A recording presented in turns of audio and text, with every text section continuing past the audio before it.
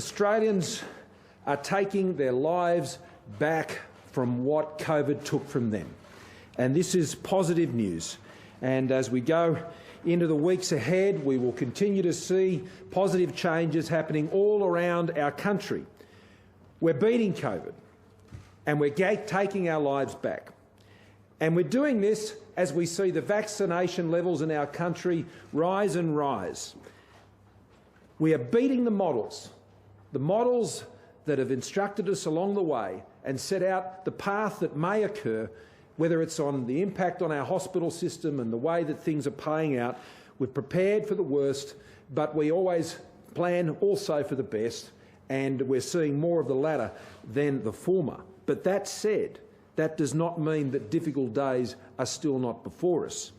And that is particularly true for the family and friends of loved ones, particularly in Victoria today, where we've had 25 deaths and 2 in Sydney. And once again, we extend our deepest sympathies and condolences to all the families and friends of those who've fallen victim to COVID.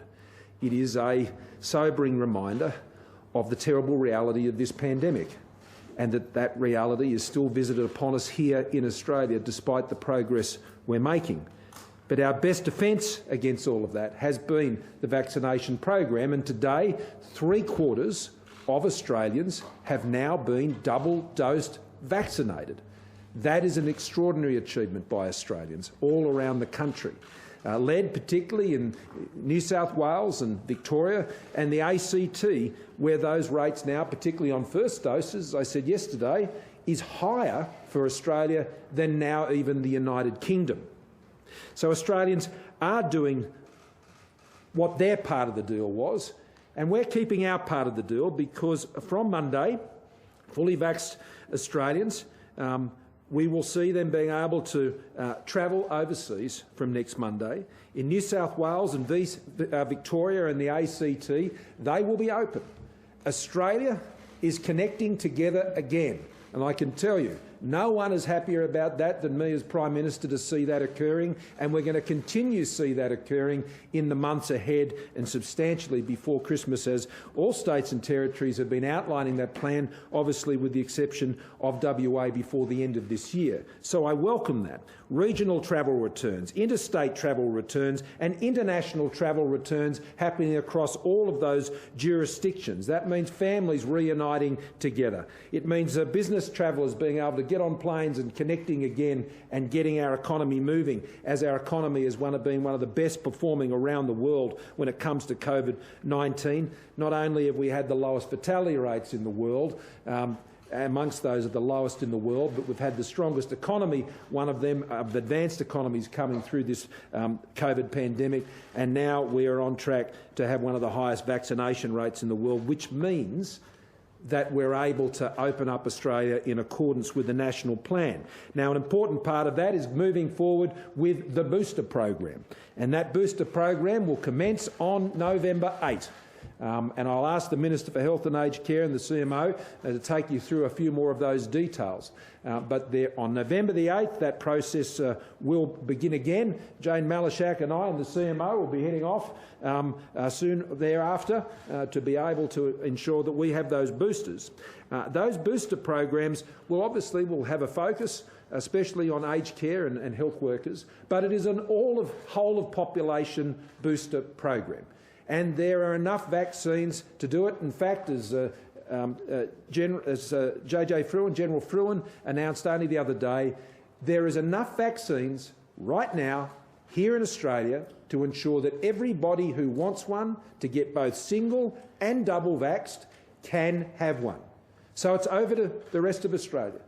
Wherever you are, there are enough vaccines here to ensure that we can be hitting those 80% marks, which we expect to achieve next week, and to ensure that in Queensland and WA in particular, there are enough doses there for those 80% and 70% marks to be achieved right now. So encourage people to take up that challenge and go out and get those doses. I'd make one other point before I pass over to Greg, and that is obviously tonight I'll be heading off to the G20 Leaders Summit, as well as the COP26 in Glasgow. The world is reaching what I think is a critical point in our health and economic recovery from COVID, and that will be a keen focus of the discussions that I know we'll be having there. The multilateralism of vaccines and the 60 million doses that Australia has already committed, and I was speaking about these last night as part of the East Asia Summit, which I participated in. I also note that yesterday, in our meeting of the first ever Australia ASEAN's ongoing annual dialogue, that we achieved a comprehensive strategic partnership, that is an elevation to a comprehensive strategic partnership level relationship with ASEAN. Now, that is the first such partnership ASEAN has entered into with any country in the world. Such is the closeness of our relationship with our friends and partners here in Southeast Asia that ASEAN has selected Australia to be their first comprehensive strategic partner, and no doubt there will be others. But our long-standing relationship with our ASEAN partners, I think, has been recognised in that being able to be achieved yesterday. And I thank particularly Minister Payne for all the tremendous work that she has done on that task. And so, whether it's in summits like that or others, this issue of reaching that critical point on our health and economic recovery from COVID will be a keen focus of discussion amongst G20 leaders, and ensuring there's equitable and safe access to effective vaccines. Another key issue that I'll be raising, though, will be that we need to fully harness the benefits of digitalisation, but in doing that, making sure the rules that apply in the real world apply in the digital world. I will continue to press, as Australia always has, and show the leadership on this issue globally, that we must hold social media platforms to account. They're publishers, not just platforms.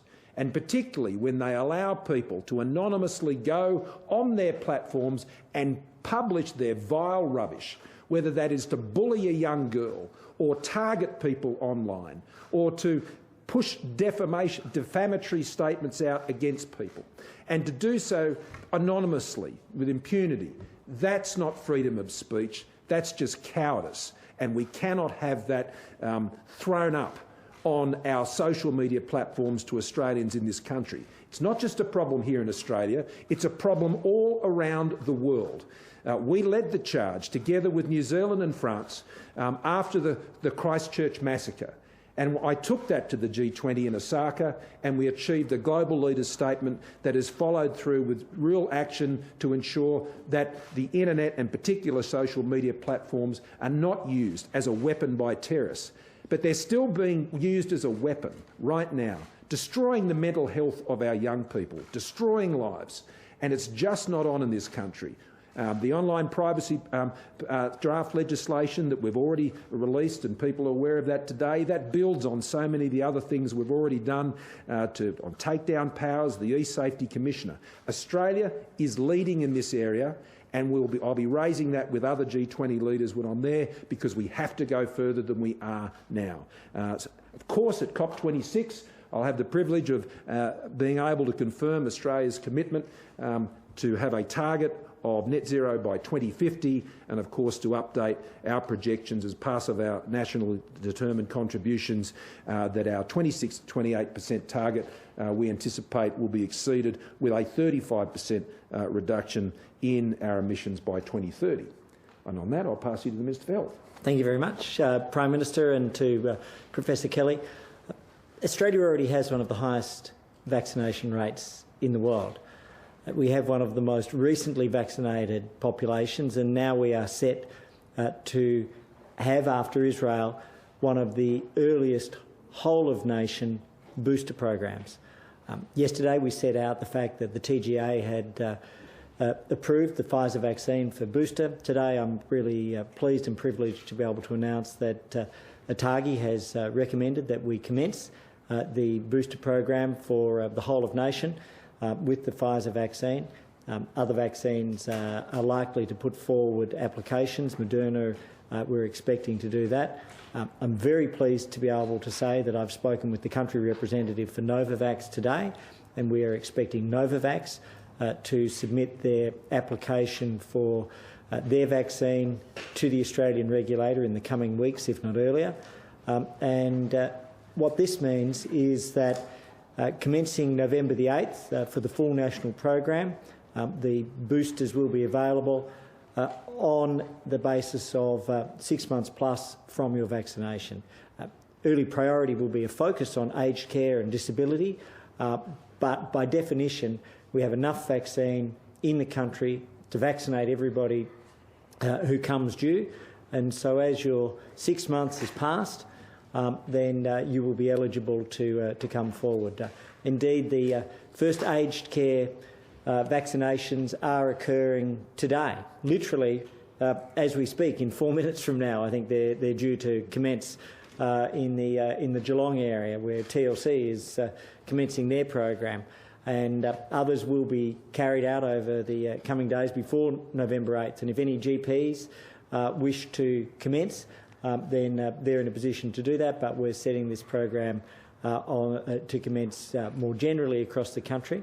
I'm also pleased that we'll be offering Pfizer to all pharmacies in Australia, and they can use that for primary and secondary doses, or to complete the booster program for people. And it will be up to individual pharmacies whether they take that up, and the first of those will be rolled out from the week of the 8th of November. Finally, just in terms of the rollout itself, we've had another 221,000 vaccinations in the last 24 hours. We've now passed the 35 million mark, 35,049,000 vaccinations, and as the PM said, we're over 75% double dosed. We're 75.5% for the 16 plus population, and 87.6% of 16 plus Australians have now had a first vaccination. And just to put this in context, perhaps most importantly, 98.8% of our over 70s have had a first dose, and 99.8% of our aged care workers have had at least a first dose. And here in the ACT, you've passed 99%. So thank you and congratulations.